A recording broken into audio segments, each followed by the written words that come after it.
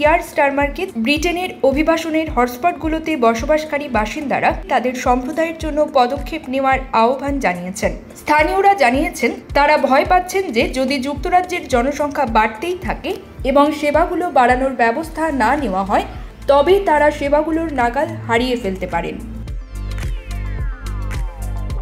গত মাসে যুক্তরাজ্যের নেট অভিবাসনের রেকর্ড আবারও ভেঙে গেছে। এক বছরে প্রায় 9,06,000 জনকে জনসংখ্যার সাথে যুক্ত করা হয়েছে বলে ধারণা করা হচ্ছে। সরকারি তথ্যের বিশাল সংশোধনের ফলে দেখা গেছে যে এক বছরে এই অসাধারণ সংখ্যাটি অর্জিত হয়েছে এবং এই পরিসংখ্যানগুলি ঐতিহাসিকভাবে নজিরবিহীন পর্যায়ে রয়েছে। মাছে ভাতে বাঙালি, আর সেই মাছ পেতে আসুন লন্ডন ফিশ নেটে। জি হ্যাঁ, ইস্ট হ্যাম পুরাতন টাউন হলের সন্নিকটে আপনার প্রিয় মাছের সম্ভারে ভরপুর। আসুন, দেখুন, বাজার করুন ছোট বড় সব ধরনের মাছ।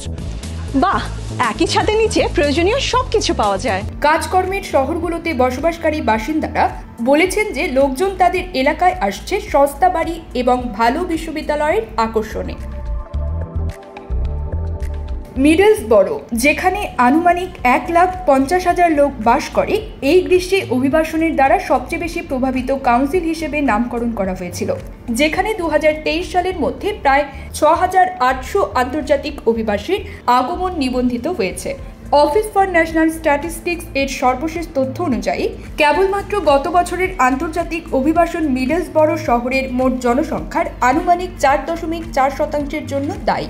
কোভেন্ট্রি এবং লন্ডনের নিউহ্যামে একইভাবে উচ্চ সংখ্যার নথি পাওয়া গেছে।